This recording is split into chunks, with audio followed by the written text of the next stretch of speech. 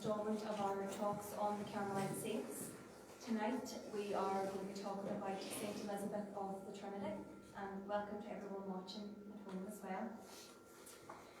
When I first began to read about Saint Elizabeth of the Trinity, I realised instantly that she was a very special saint.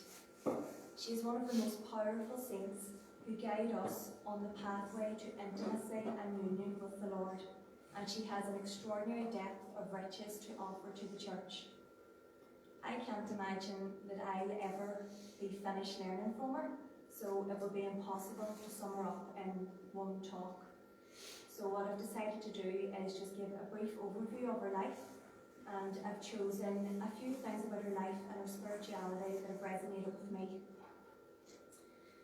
Elizabeth Catez was born into a military family on the 18th of July 1880 in France. She was baptised a few days later on the feast of Mary Magdalene, a fact which she treasured very much. Her sister Marguerite was born when she was 2 years old. When Elizabeth's maternal grandmother died, her grandfather came to live with her family. By the time she was 5, both her father and her grandfather had retired, and they spent many happy hours at home with Elizabeth and her sister. However, the family would soon be devastated by the death of her grandfather, and within 1 year, the death of her father also. Elizabeth was only 7 years old when she watched her father die of a heart attack in her arms. After this, Elizabeth, her mother, and her sister, or the trio, as they called themselves, rented a small apartment in Dijon where they lived. The Dijon Carmelite monastery was only about 150 yards away from the apartment, and Elizabeth could even see into the garden of this enclosed world from the balcony outside her bedroom. Elizabeth was a gifted musician. She could undoubtedly have gone on to become a professional pianist, but God had other plans for her. She finally entered the Dijon Carmel in 1901 at the age of 21. Elizabeth would live there for only 5 years before dying of what we now know as Addison's disease at the young age of 26.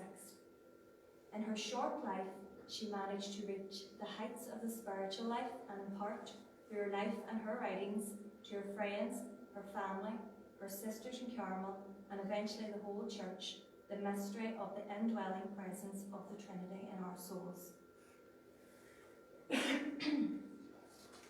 As a child, Elizabeth had a fiery temper. She was inclined to bouts of tantrums and anger. Her parish priest once predicted that Elizabeth, with her temperament, would either be an angel or a devil. This character flaw was foremost in Elizabeth's mind as she aspired to grow deeper in the spiritual life. This began with her first confession. The encounter with Christ and the sacrament of his mercy opened up her conscience. From then on, she made a deliberate effort to offer up her anger as a sacrifice to Jesus out of love for him. An example of this is when one day she was playing in the garden with her friends and an argument broke out over which game to play. Elizabeth was boiling inside, but she backed down, and it was only evident from the tears in her eyes that this took tremendous effort. This battle against her anger continued until the age of 18, when she would still sometimes feel very angry, but manage not to show the slightest sign of it. She understood that conversion is a daily choice to turn our eyes and hearts back to God in everything that we do, say, and think. In a letter to her mother when she was 9 years old, she wrote, "I'm going to be a very gentle little girl, patient, obedient, conscientious, and not falling into tempers." But Elizabeth did much more than simply conquer her anger. She practiced perfect charity. After she died, one of her sisters said something that I think is very profound. She said that she never saw her give way to any natural impulse. We hear in St. Paul's letter to the Galatians that if we learn to live and move in the Spirit, then there is no danger of giving way to the impulses of corrupt nature. She was aware of her impulses and let go of natural inclinations in order to please the Lord. She united herself to Jesus in the most intimate way possible, in the very depths of her being, and learnt from this union to love just like he did. Like Elizabeth, we all have these places in our hearts, flaws, weaknesses, areas of great poverty. However, we are all called to self-awareness and continuous conversion. Elizabeth shows that we must make a conscious decision to change, work on ourselves every day, and despite failing many times, persevere until we succeed. This can only be achieved through union with God, as she advised her sister. Remain in him so that you may be able to encounter anyone or anything. Elizabeth knew when she was 7 years old that she wanted to be a nun. At the age of 14, she was drawn to belong wholly to Jesus, and she made a vow of virginity. 10 days later, she received her calling to Carmel. But it was a long time before this became a reality. Just before she turned 16, she told her mother of her desire. Her mother point-blank refused permission and made it clear that she must not even think of the monastery for years. Her mother had already lost so many people close to her, and she could not bear the thought of losing Elizabeth to the cloister. Madame Cattez became seriously ill, and it fell on Elizabeth as the oldest daughter to care for her. Leaving her mother to enter Carmel was simply not an option. What she wanted most in the world was at stake, and Elizabeth was impatient to have her own will. Because of this impatience, the wait was one of the most necessary and valuable periods of her life. She had to learn to die to herself and surrender her will to God's, even if it meant abandoning her most precious desire. It's difficult when we don't understand what God is doing in our lives, or when doors close us off from what we genuinely believe to be God's will. But, like Elizabeth, we must realise that everything is the expression of God's will. We must accept his will in all circumstances and conform our wills to his. Even our vocations, our pathways to God, are only a means to an end. The end is God himself. We should strive to be as courageous as Elizabeth as she writes, "May your will be done, and may it be blessed forever." The fruit of the heroic surrender of her desire was evident when, in her postulant's questionnaire, she chose the will of God as the name she would like to have in heaven. God's wisdom had begun to manifest, and she began to understand the greater good of God's will. During the long wait, Elizabeth would learn that God was not confined to Carmel, but already lived within us. Unknown to her at the time, this would become the message of her life. The delay was not an obstacle to God's plan, it was part of it. He wanted her to experience the reality of his life within her, of their communion in the secret recesses of her soul, unshakably true and unchanging, no matter where she was or what her state in life. Before she entered the convent, Elizabeth was obligated to attend dances and parties. She was totally at ease in this environment and a joy to be around, but she kept an inner silence and carried her word within her, practice and recollection. She lived with God in a way that everything became internalized. At one stage, even defined her vocation as union and not as Carmel. She teaches us that this union is possible for us too, and that even in the midst of the word, one can listen to him in the silence of a heart that wants to belong only to him. Elizabeth longed for a cell in the Dijon Carmel, but she came to realise that we all possess a cell in our souls, a sacred space where the Lord waits for us amidst the noise and busyness of the world, enabling us to abide with him always. By the grace of our baptism, all three of the Trinity, Father, Son and Spirit, are present in love in our souls. Elizabeth tells us, at every moment of the day and night, the three divine persons are living within you. You are never alone. When Elizabeth entered the convent, She wanted to be Sister Elizabeth of Jesus because she had a deep devotion to Christ crucified. She had to surrender this desire when it was revealed that she would be Sister Marie Elizabeth of the Trinity. She came to love her new name and all that it signified, saying, "It seems to me this name signifies a particular vocation. I so love this mystery of the Holy Trinity. It is an abyss in which I lose myself." Deep within this mystery, her charism was uncovered. Jesus came to reconcile all of us into the loving arms of the Father, and then to release the Holy Spirit to draw us ever more deeply into the heart of the Blessed Trinity. It is only in this chasm of love, in the centre of the Trinity, can we come to know the Lord as we truly desire to know him. This is exactly what Elizabeth had come to realise, and now she invites us to enter into this mystery. Her prayer to the Trinity is now a classic Christian prayer. This prayer is the expression of a relationship, an expression of the divine life that was present in her. This is a relationship that we too can partake in if we so wish. Elizabeth felt the presence of God very strongly for most of her life. When she entered Carmel, she was so conscious of God's love that nothing on the outside could touch her, and everything tasted of God. In her own words, she felt God in everything, everywhere, and always. But feelings like these are just feelings and cannot last. While God himself never changes, our feelings cannot remain forever on peak.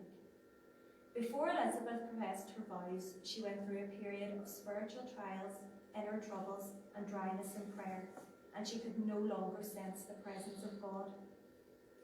But Elizabeth came to understand that faith is not about sentiment or feelings, but that faith is a belief in God's love and in God's presence, even when he seems absent.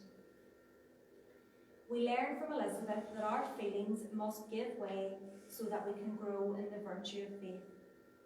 One of her most precious beliefs is that heaven is possible already here on earth, if we find it through faith. In one of her letters she wrote, "I have found my heaven on earth, since heaven is God and God is in my soul." Elizabeth based her life on the truths of the faith and on God's presence. Heaven through faith is a way that is as real as the vision enjoyed by the saints in heaven.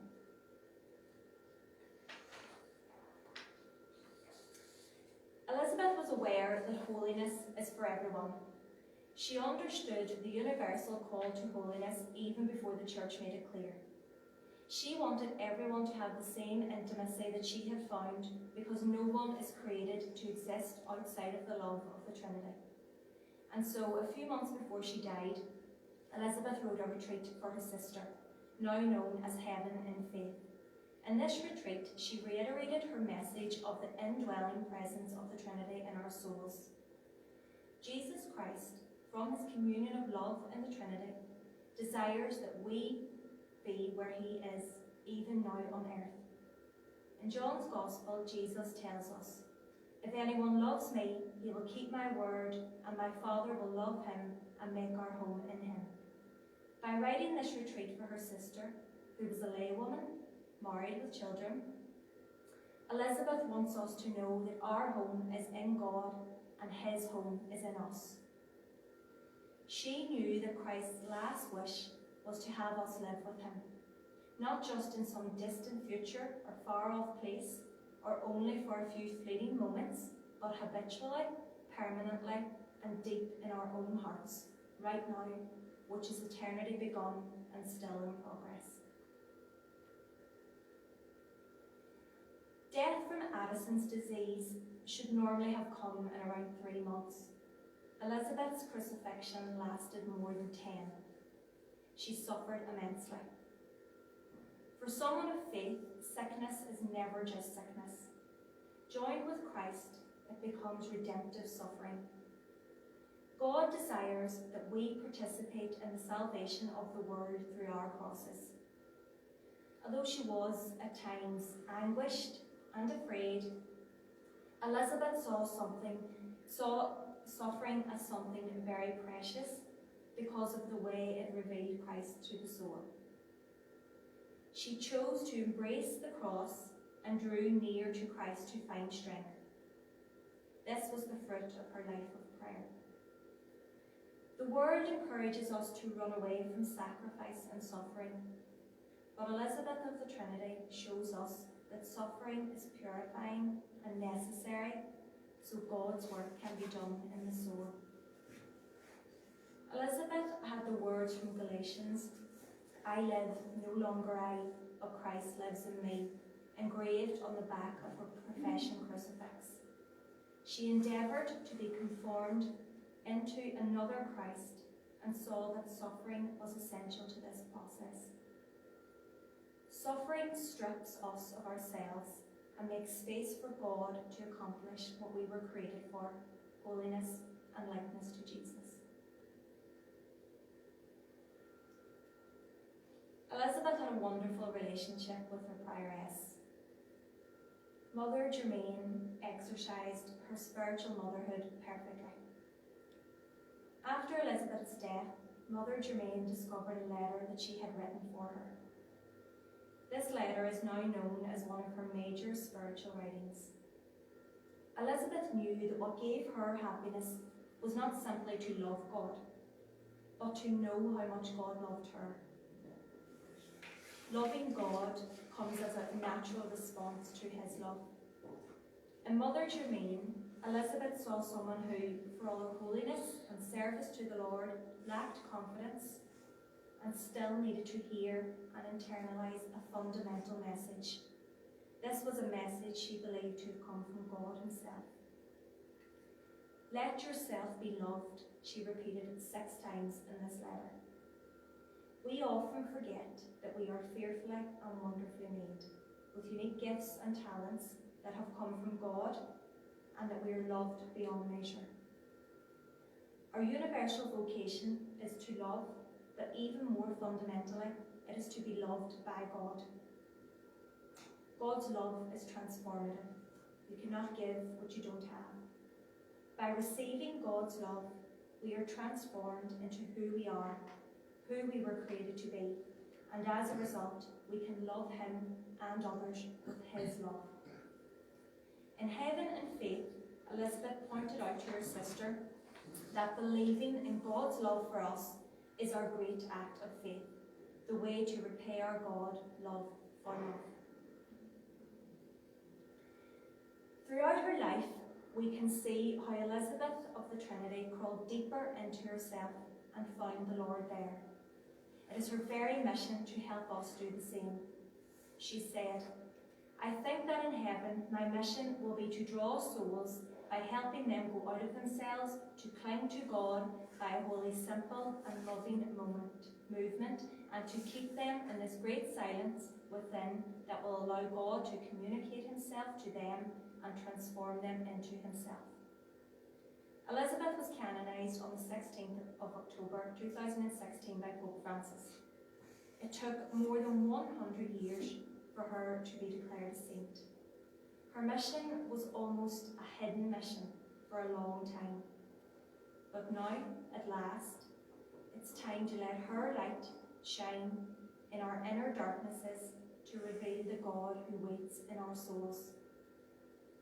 Elizabeth discovered her deepest identity as a praise of glory in St. Paul's letter to the Ephesians.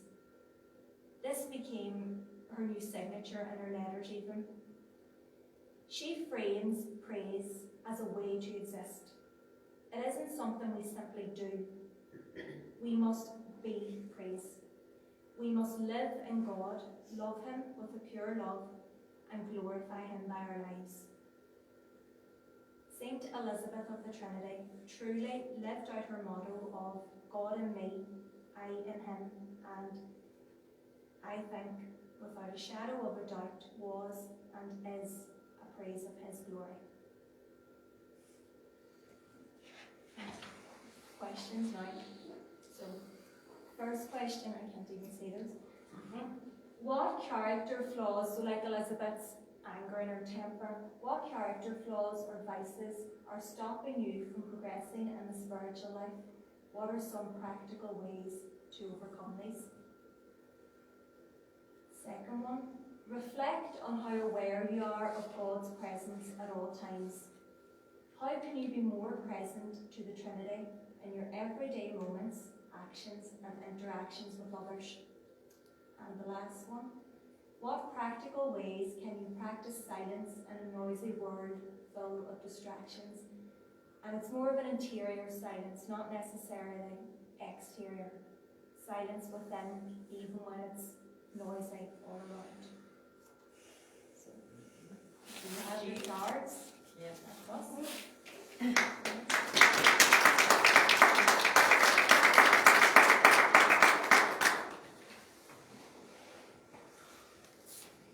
Go with all people who have the same colour.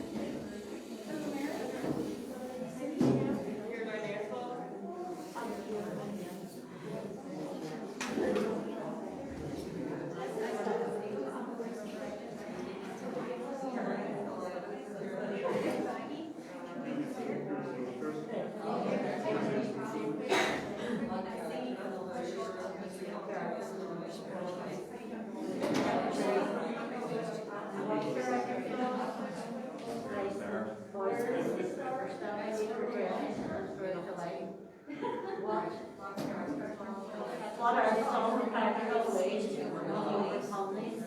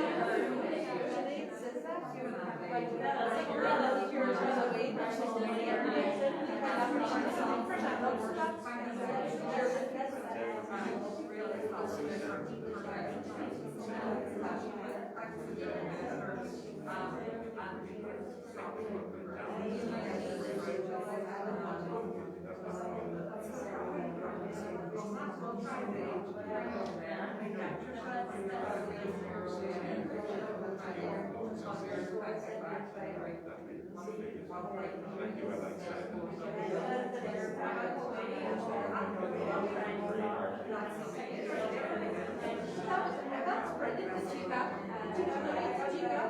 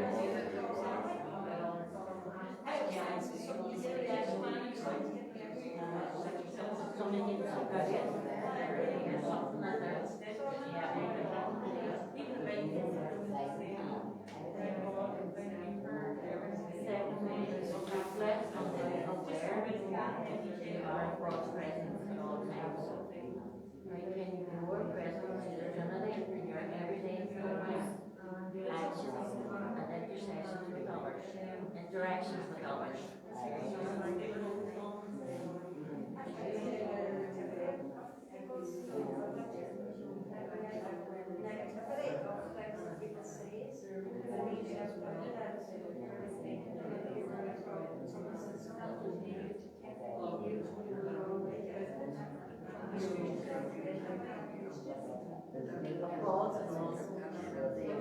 How you wear your false presence at all times. And where you can be more present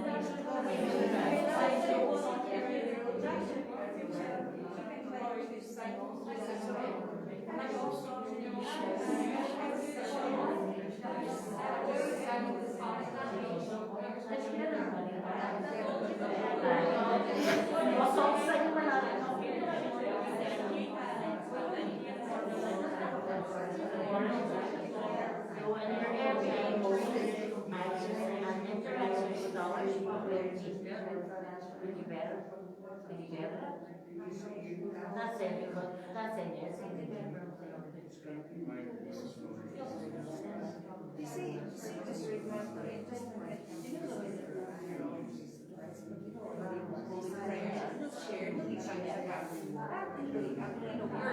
Actions, your words,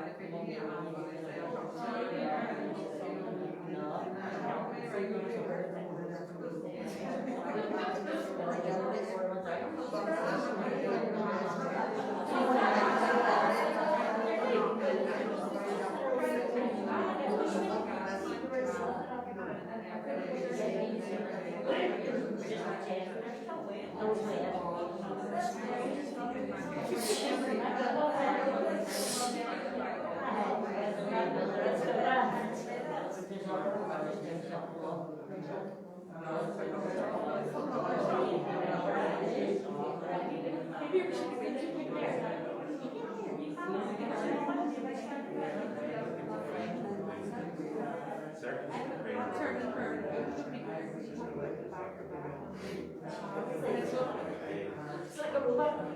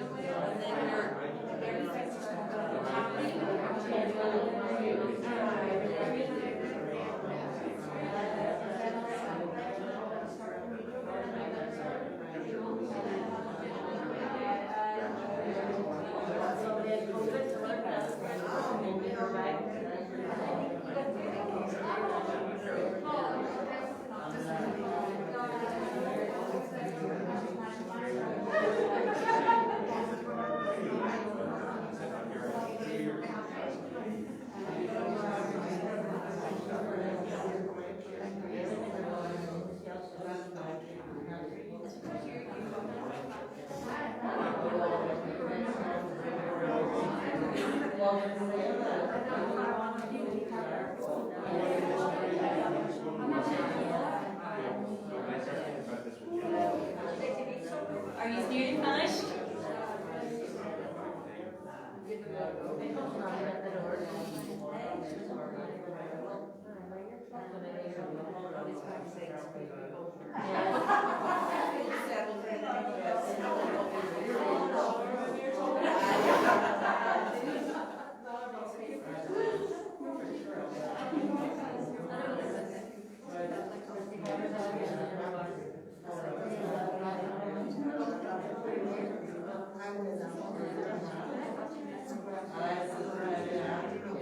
Can you hold the flag now, please?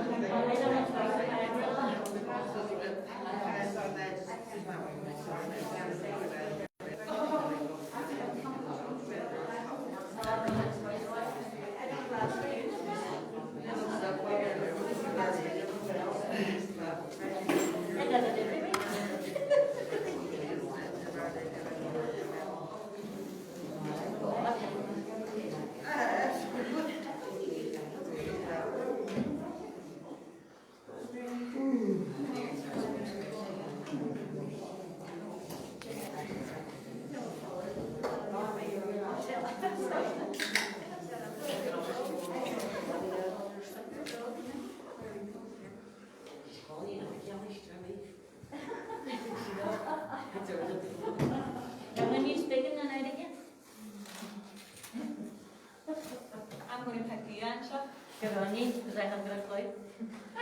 Right, character flaws and practical ways to overcome these. Any volunteers, so I don't have to pick someone? Okay, Caroline, what did you come up with? That's every week, I get back. Sorry, Caroline. He was in our group. It's God blessed it is she. Caroline, come on. I'm waiting.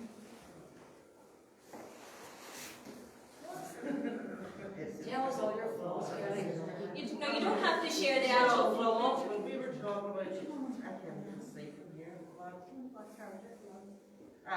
were talking about our own defects of character and stuff that would stop us from being in touch with God during the day, and we were chatting about things, obstacles that block us from being open and receptive to what God would want us to do in the day, and just taking on other people's problems and not looking after yourself and just being diving on there and forgetting what God wants you to do.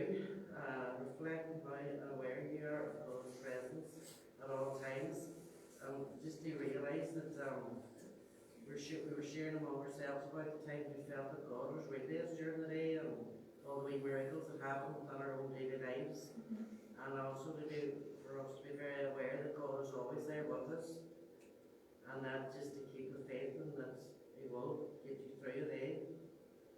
And the practical ways, you practice Silence. And if you be in a room full of people and noisy people, you can still find time to keep the silence within yourself, and just where you would go to be with God. How about the whale? Well, they already know about the whale. I don't know about Well, the there's whale. nobody tells you that it will. Go. Right. Well, but we were reflecting back anyway, and when I found most, when I was alone with our Lord, would have been after I'd done my Cursillo weekend, and we had skipped the move home that Sunday, all full of joy and full of spirit.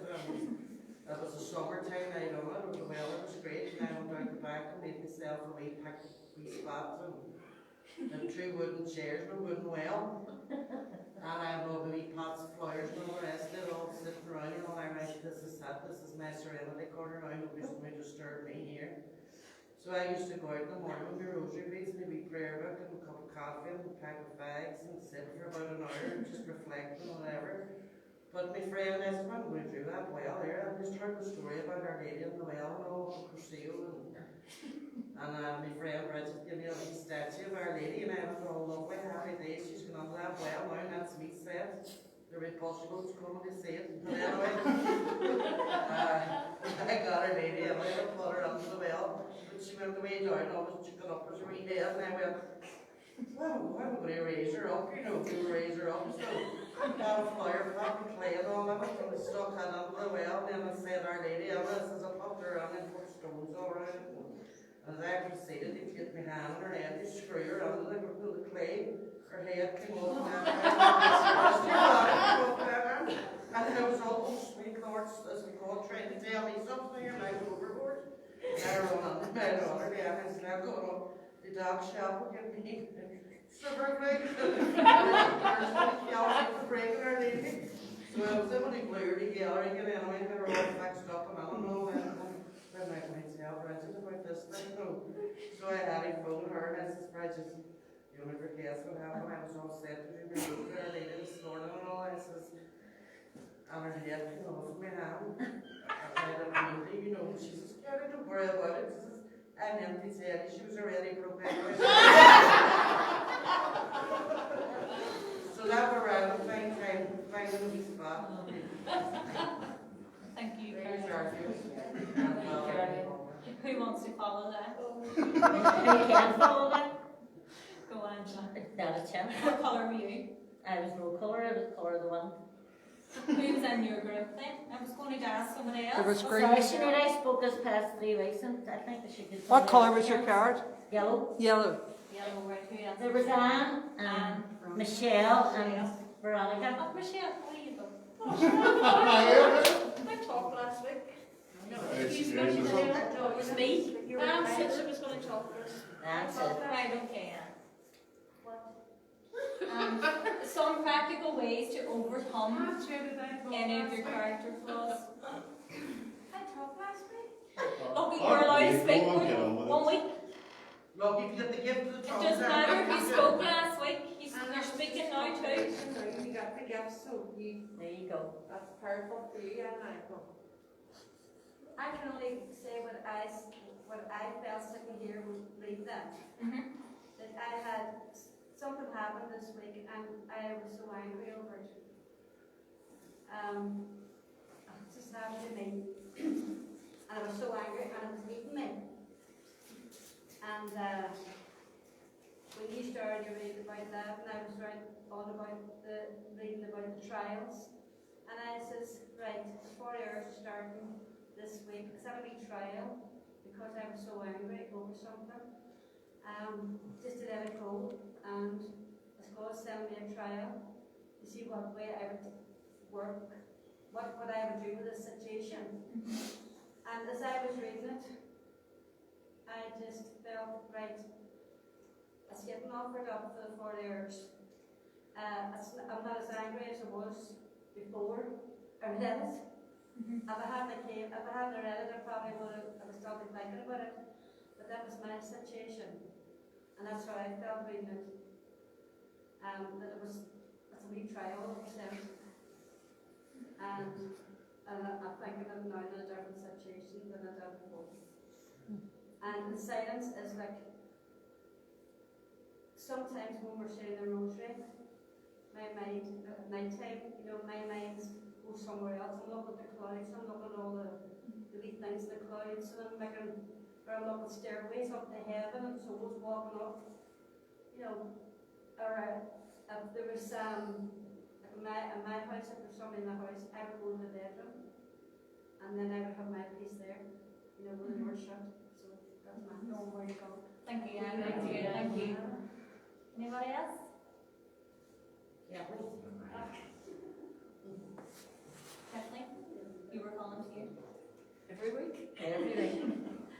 Well, basically, between us, and there were 5 of us in the group, we decided we had enough flaws to sink a ship. And that's for a fact. And I suppose they stop us in our spiritual life, of course. For me personally, they do. And I think I never had the opportunity to reflect on that before, so I thought it was quite interesting. So from here on, I'll think of practical ways to overcome these. Perhaps like, I'm not what you would call a very angry person, but I could get very dispirited at times. And I think probably from that question, I would always give it more consideration, and I will kind of think before I act or react. And I think it was the same for most of us. We kind of were thinking of practical ways to overcome these, or flaws that is, and I think we were basically all the same. We were deciding on ways that we could amend them. And then we went on to the next question, and I think that was interesting, considering that today was Pentecost Sunday, and it is Pentecost Sunday, and we talked about the Trinity, and how, for me, how it was so hard to really get that, how could you say it, that real presence of 3 persons in one Godhead. We thought a lot about that. And Jeanette and I were at the same Mass this morning, and the priest was talking about the Trinity, and particularly about the Spirit. And I suppose, listening to him, you realise, well, Jeanette and I agree for ourselves, we realise that we don't invoke the Spirit enough. And the priest was saying how great a gift it is, and it probably is very underused even by lots of us. So I think that made us really aware, of the Trinity, and especially the Spirit that we don't know enough. And how do we interact with others? I suppose we each had different ways of coming to God through different things and different people. We thought about how much we can, how was it now? My father could help me with this one. Father Michael, terminate your energy, moments, actions, and the direction of others. Just when we are with others, and there are some people it's so easy to be with. It's just a joy to be with some people. And then there's other people where you literally have to invoke the Lord to say, Lord, just give me the patience, give me the kindness to be in this situation. So our actions and interactions with others, I suppose, for the people it's easy to be with, we don't even have to think about it. For those we find it difficult, we do need to really think about it. And I think from here on in, I will be definitely invoking the Spirit of the Lord at home. The silence. It was interesting that we all had the same perception on the silence, and as much as we could, I love a church when there's nobody in it, but you sit there and sometimes it's Blessed Sacrament's exposed and you'll sit and stare, and the only distraction is in your head. And we were trying to think of ways of how you silence that and how you really, really get totally into being at one with the Lord. You are at one as one would see you, but internally, it's, for me, it's so difficult.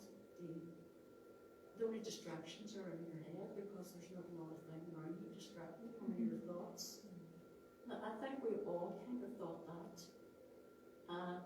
Some people found their silence to be in different situations. Mary thinks for her, she loves going walking. And then when she's in that silence, she can really embrace everything around her and creation. And Jeanette, like myself, was all over the place in her silence. And Rosemary's house is what she her soul never gets silent. And then she gets up at 3 in the morning to make a cup of tea and talk to the Lord. So, do we designate an hour of the day for silence? We question that. I suppose in a selfish sense we thought for the saints, it's easy to be silent because there was hours in the day when they had to be silent and pray. And we thought, that was their way of life and that's fantastic. But we need to choose a time, even if it's, we only start with 10 minutes. Even if we lock ourselves in the bathroom. You don't need an hour. You don't need to choose an hour to be silent. You just have to be silent in the midst of everything else. Right, so Inside. we talked about that too, and we're in a kind of a big gathering, if you like, and there's a lot of noise. Do we just decide not to speak, or just be totally silent in this environment, or do we remove ourselves from the environment to get away from the distraction? We did question that, exactly what the question was saying is. I don't think I really know the answer. Actually, I object. You do need an hour. It is, as a person who lives in a monastery, it is no more easier to go into silence than if you're in a normal house. Because your silence doesn't come from outside, it comes from within. Within that, we did talk about And how to be quiet. Are and you quiet in that? Yeah, that's right, and that no matter what a human being does, no matter what level of sanctity they come to, that is one of the hardest battles that anyone can go through. We in monasteries just are exposed to it a little bit more than you, but still that battle to be silent goes on. And we'll go on and we'll go on, but trying your best to not be afraid, because so many of the distractions that come to you when you're silent are really they're not just thoughts running through your head. So many of those distractions are your sins, your memories, your past that play on you, and it's that, and until you come to the truth of it, and come to the truth of them and deal with them, then that silence will never grow. And it's trying your best to hand all those thoughts over and say, I can't deal with those. I can't go back into my history and change them. But what I can do is I can give them to you, Lord, and you can change them. And to be open to let them be healed. And that's the hardest battle for anyone, for any human being. So it doesn't, even if you're in a monastery or wherever, it's the same battle. So what are the practical ways? So I take consolation from that, I really Yeah. do. What the practical way is for me is that you deliberately and consciously fit silence into your day. For the people who went on the silent retreat, I recommended 20 minutes every day. You're literally trying to, there's like a method for silent prayer, but if you try to fit those, try to be in that place of silence for 20 minutes, I recommend you'll get about of that 20 minutes silence, about 1 minute. Okay?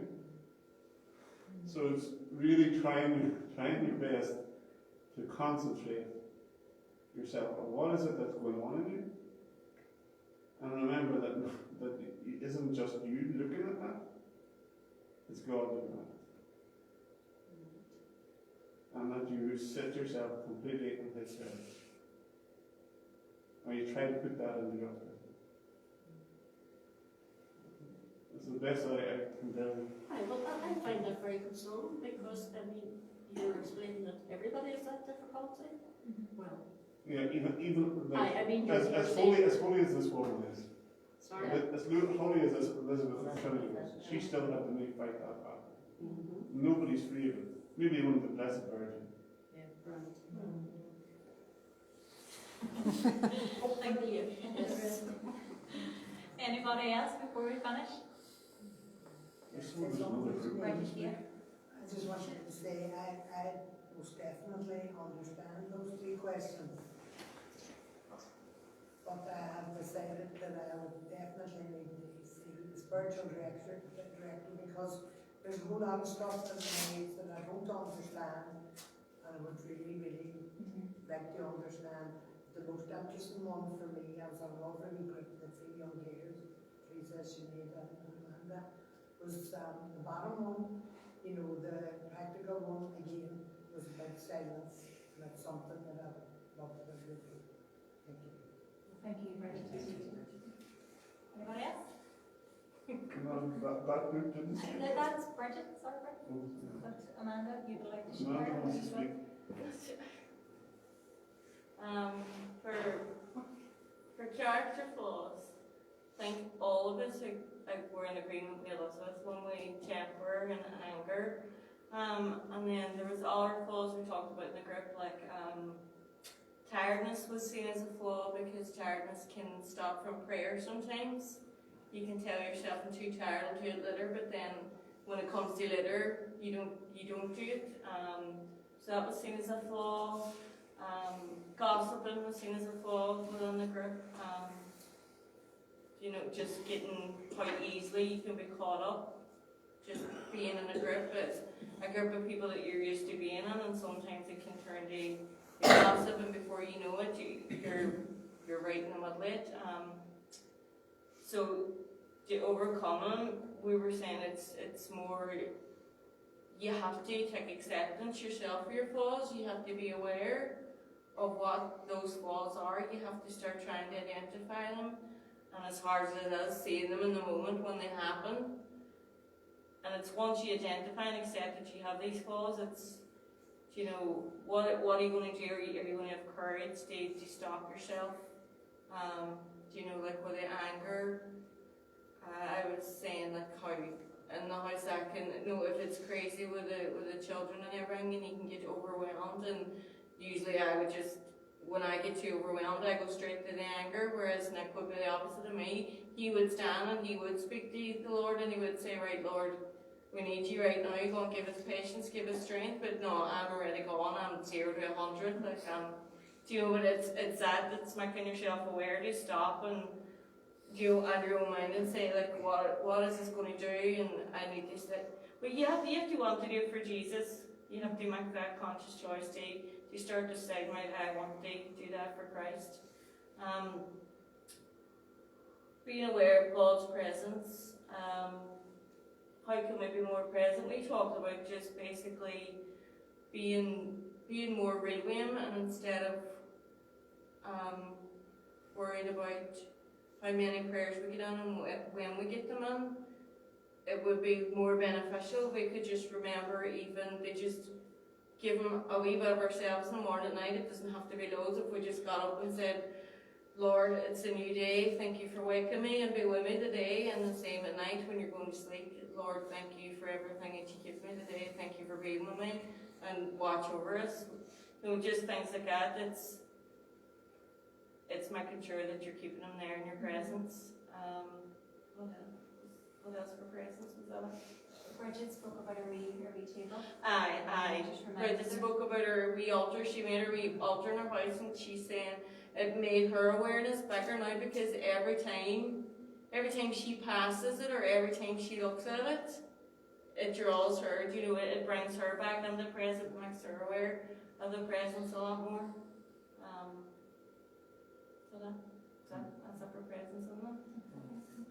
And practice in silence. We talked about the method as well, the silent method, and we were saying that to be able to silence yourself and like around distractions, you have to get yourself under that practice of just being silent by yourself with Christ. It's taking that time for that silence that Father was speaking about. Practicing it as much as you can, getting yourself familiar with it, becoming better at it. Because I think if you can't pull off the silence just on your own with you in Christ, it's going to be even harder to pull it off in a world of distractions. And we were saying then just about having a phrase or a word or something when you find yourself getting pulled off in these distractions to just draw you back to Christ, like, come Lord Jesus, or bring me back to you, Lord, or just Thank you, Amanda. Anything else? I would like to say, I'm more aware of things now, from looking at the things every week when we're talking about success. And, unless you're actually, when you're here, you're actually looking at the words, and then everybody's talking, you're taking it all in, and every sentence, it affects you. But unless we have we didn't have these nights on a Sunday night, I don't think that I would be getting into this much. I mean, they were real people, and that's what it's about. They had the same struggles, and it's about seeing that and learning from them. And you can see they all have the same charism. They all have the Carmelite charism, so that would be kind of evident. And them all, you'd be able to take those same things from them. So, is that us then? and the blessing, the relic. Oh, yeah, we have a relic. So, The relic.